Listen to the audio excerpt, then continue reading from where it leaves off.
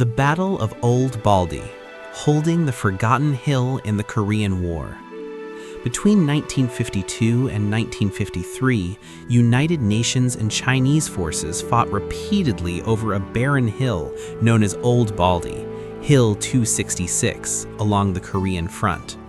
Control shifted 5 times. Each assault left nothing but mud and shattered trench lines. In March 1953, 900 men of the U.S. 7th Division and Colombian troops faced over 5,000 Chinese soldiers who stormed the hill in waves. Artillery tore the ridge apart, yet defenders refused to abandon positions until surrounded. After 3 days of brutal close-quarters combat, Old Baldy fell. But its defense delayed larger enemy offensives and preserved nearby sectors before the armistice. Though forgotten next to famous battles, Old Baldy remains a powerful reminder that valor lives not only in victory, but in the willingness to stand on blasted ground simply because duty says hold. The Siege of the Alamo, 13 days that forged a legend. In early 1836, about 200 Texan defenders took refuge in an abandoned mission called the Alamo in San Antonio. Facing them were over 1,800 Mexican troops under General Antonio Lopez de Santa Anna, determined to crush the Texas Revolution. The Texans, among them Davy Crockett, Jim Bowie, and William Travis, knew their odds were hopeless, but refused surrender. Santa Anna's army surrounded the compound, pounding it with cannon fire for 13 days. On March 6th, waves of soldiers stormed the walls from all sides. The defenders fought room to room until everyone inside was dead. Only a few civilians survived to tell the story. Though militarily meaningless, the Alamo became a call to arms. Weeks later, at San Jacinto, Texan troops shouting, "Remember the Alamo," crushed the Mexican army, winning independence. Across generations, the Alamo has stood as the symbol of desperate courage, the belief that some causes are worth standing for, even when you know you won't walk away. The Battle of Camarón, the French Foreign Legion's immortal stand. April 30th, 1863. In the blistering heat of Mexico during France's intervention war, 65 men of the French Foreign Legion, commanded by Captain Jean d'Anjou, were ordered to guard a supply convoy. Near the village of Camarón, they were ambushed by nearly 2,000 Mexican soldiers. D'Anjou refused to surrender. The legionnaires took cover in a half-built hacienda and held out all day, fighting off repeated assaults. Ammunition dwindled. Water was gone. By sunset, only 3 men remained able to fight. They fixed bayonets, charged, and were captured, refusing to lay down arms until their promise to protect the convoy was honored. Impressed by their valor, the Mexican commander let the survivors go. Every April 30th, the Legion still celebrates Camarón as its sacred day, a story proving loyalty, brotherhood, and discipline can outshine even utter defeat. The Battle of Saragarhi, 21 soldiers versus 10,000 warriors.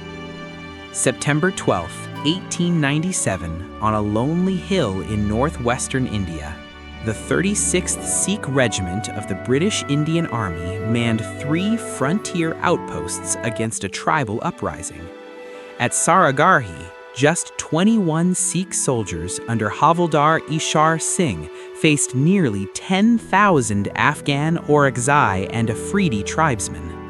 Using rifles from behind stone walls, they held the attackers back for almost 8 hours, sending signals for help that would never arrive.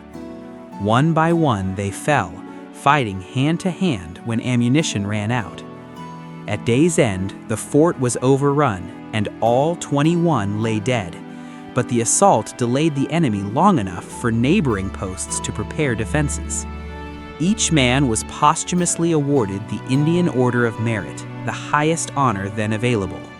Today, Saragarhi is remembered as one of history's greatest examples of collective bravery, where a handful of men stood firm, not for victory, but to prove unbreakable duty and faith. The Siege of Masada, the final defiance of the Jewish rebels. In 73 CE, after the destruction of Jerusalem, about 960 Jewish zealots and families fled to Masada, a mountain fortress overlooking the Dead Sea. The Roman governor, Flavius Silva, surrounded them with 15,000 soldiers and slaves, constructing a towering earthen ramp under constant arrow fire. For months, the siege engines hammered their walls. The defenders, led by Eleazar ben Yair, refused surrender, surviving on stored grain and water collected in cisterns. When the Romans breached the final gate after 2 years of blockade, they found silence. The rebels had chosen collective death over slavery, men killing their families, then themselves. Masada became a symbol of unyielding faith and resistance, echoing through Jewish history as proof that freedom, even lost in blood, can exist beyond conquest. The Battle of Rorke's Drift, 150 men against a Zulu army. On January 22, 1879, in the Zulu War, just over 150 British and colonial soldiers, most from the 24th Regiment, fortified the small mission station at Rorke's Drift in Natal, South Africa. Hours earlier, the British had been annihilated at Isandlwana by 20,000 Zulu warriors. Roughly 4,000 of those warriors now marched toward Rorke's Drift. With makeshift barricades of mealie bags and biscuit boxes, Lieutenants John Chard and Gonville Bromhead directed a desperate defense, lasting through the night. Firing volleys by lamplight, the garrison repelled wave after wave of spear charges. When dawn came, over 350 Zulus lay dead. Only 17 defenders had fallen. 11 Victoria Crosses were awarded, the most ever for one battle. Though part of an imperial conflict, Rorke's Drift endures as a testament to discipline, courage, and refusal to yield when outnumbered 100 to 1. The Charge of the Light Brigade, Valor in the Valley of Death. October 25, 1854, Crimean War, Battle of Balaclava. A misinterpreted order sent around 670 British light cavalry charging straight down a valley flanked by Russian artillery and guns. The commander, Lord Cardigan, led from the front. Cannon fire tore through the line from both sides. In under 20 minutes, more than 110 men were killed and 150 wounded. Survivors reached the batteries, fought with sabers, then galloped back through the same storm of fire. It was a disaster militarily, but immortal as pure bravery. Witnesses compared it to steel riding into smoke. Alfred Tennyson's famous poem later named it the Valley of Death, transforming a blunder into legend. The Light Brigade's gallop became the timeless symbol of fearless obedience, the moment courage outshone reason and rode headfirst into history. The Battle of Wisna, Poland's Thermopylae. In September 1939, as Nazi Germany invaded Poland, Captain Władysław Raginis commanded just 720 men, armed with a few machine guns, rifles, and small artillery near the town of Wisna. Their task? Delay an oncoming German force of over 40,000 soldiers supported by 350 tanks and 600 aircraft under General Heinz Guderian. For 3 days, the Poles defended 15 bunkers along a 9-kilometer line, halting German armor again and again with homemade mines and sheer determination.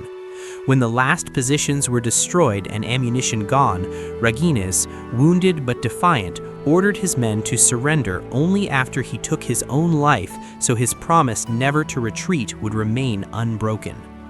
Wisna's resistance delayed Guderian's advance long enough for other Polish forces to regroup. Today, it's remembered as Poland's Thermopylae, where courage stood taller than any wall. The 47 Ronin, samurai honor beyond death. In 18th century Japan, the daimyo Asano Naganori was forced to commit seppuku after striking a corrupt court official, Kira.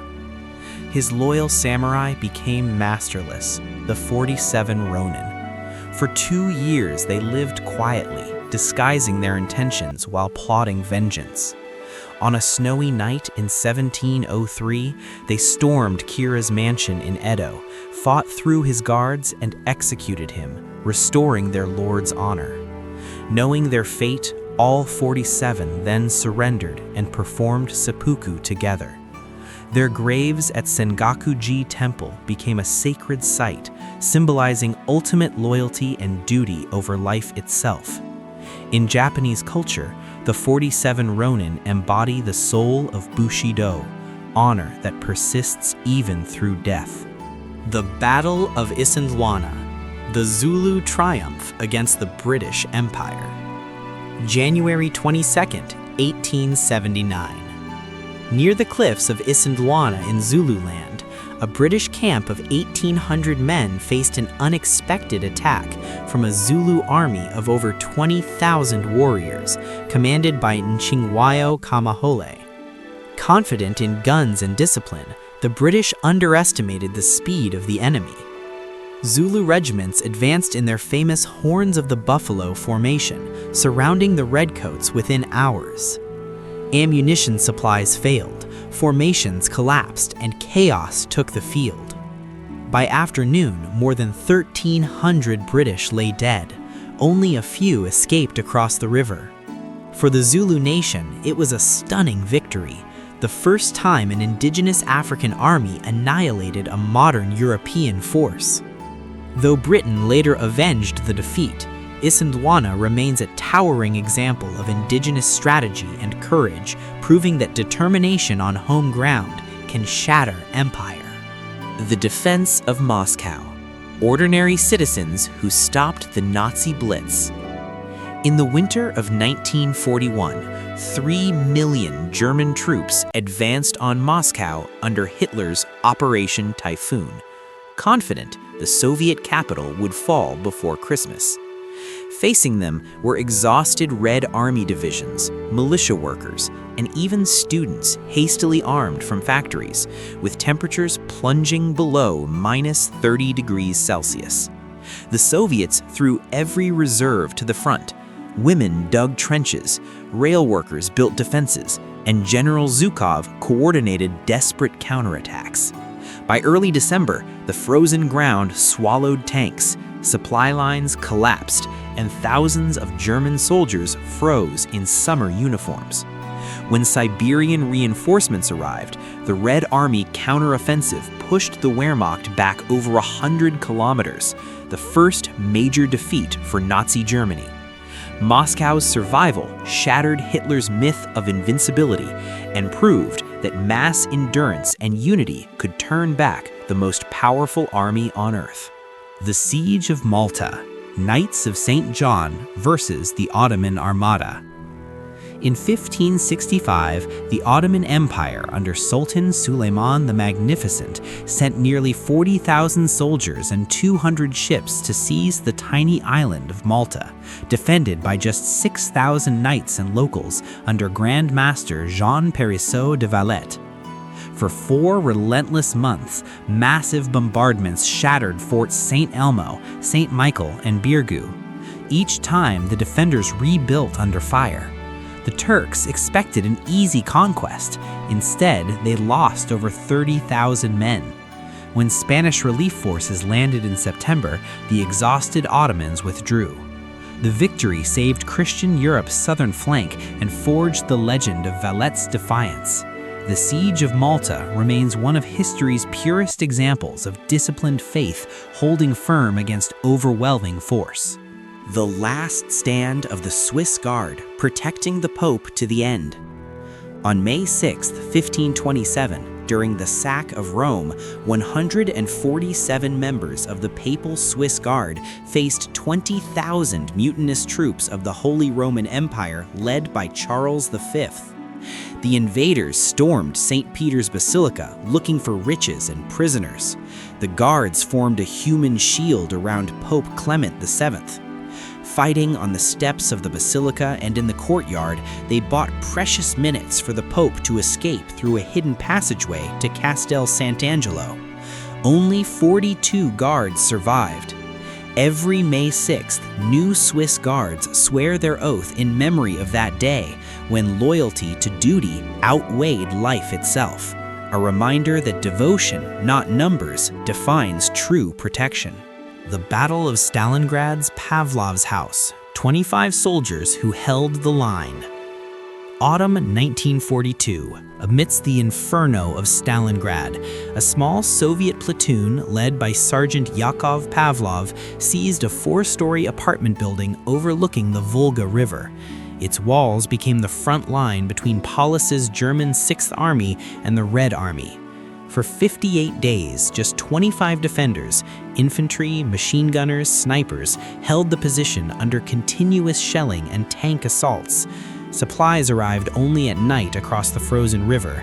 The men fortified basements, dug tunnels, and fought yard by yard until Soviet forces relieved them in late November. Pavlov's house became a national symbol, an ordinary apartment where a handful of soldiers stopped an empire's advance.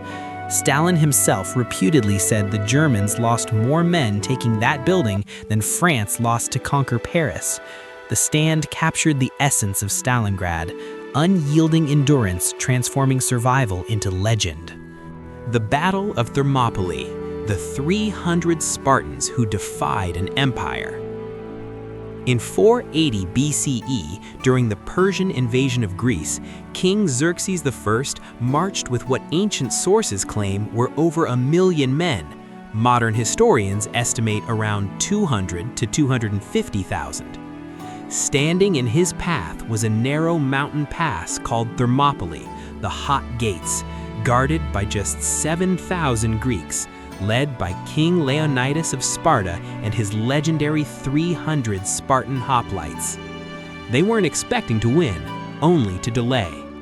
Xerxes demanded their surrender. Leonidas famously refused. For 2 days, bronze shields filled the pass, Greek discipline smashing wave after wave of Persians. Spears broke, blades dulled, yet the line held. On the 3rd day, a local trader, Ephialtes, revealed a hidden mountain trail, allowing the Persians to flank the defenders.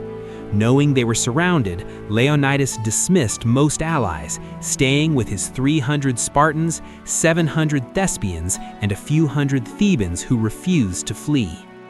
Their final stand was brutal hand-to-hand combat. Leonidas fell. His body was fought over until the last man died.